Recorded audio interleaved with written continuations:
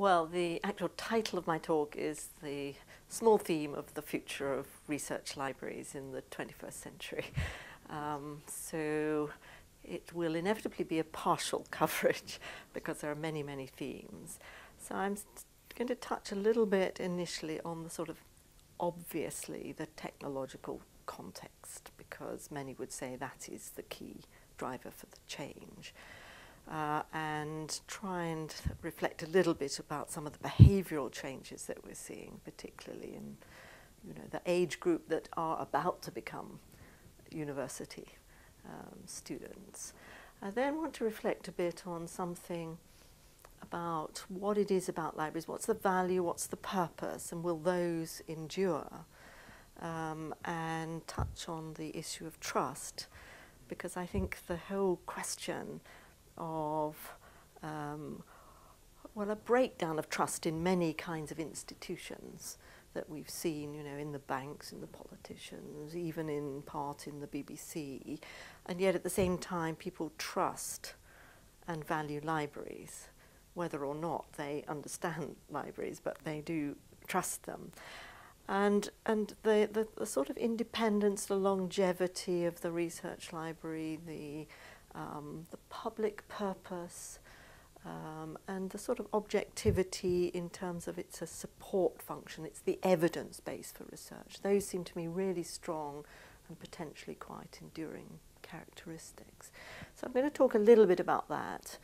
And then I've just picked out some themes that I fancy picking out, but I think are seriously part of the equation, but I'm hoping it'll lead to some discussion and debate about other themes.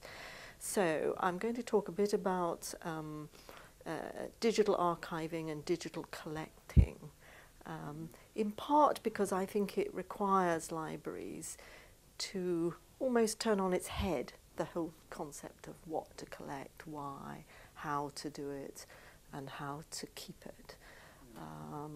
Really, I'm sort of contrasting that, if you like, benign neglect that was okay when you were sort of going to collect historical materials, whereas now in the dynamic sort of digital era, you have to collect as you live or collect as you go along.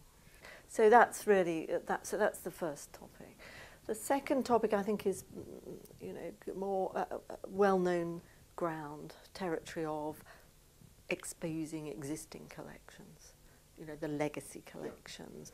And I think the challenge is one of choice, resourcing, and just the scale of how do you do it. But it seems to me if you don't do it and do it at scale, I won't say you might as well not have it, but I might say you might as well not have it, because there will be a generation that won't know how to find it and won't want to look for it because they live in the digital world. So that's, I think, the second area. It's not in particular order. I think one of the themes is inevitably the whole search and discovery. Yeah. And the way in which, if you like, the commercial sector owns that space, and what was, the core of the library's metadata and catalogue functions, to me, become a big question now as to where they reside and how libraries are going to effectively get themselves into the web-based, global space, as opposed to focusing on one institution. If you assume that over a period of time, and given that people searching don't have much time, people want to go at the highest possible level first. That, I think, is an inevitability. But I then worry about the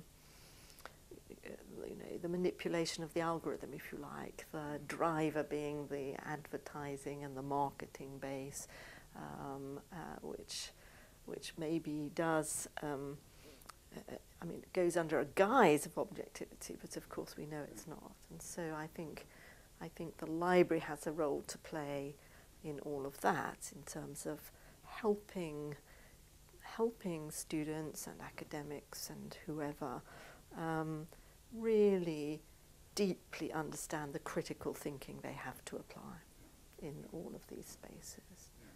And even, I think, in a new kind of way, taking on some of the quality control, filtering, those kinds of roles in a 21st century way.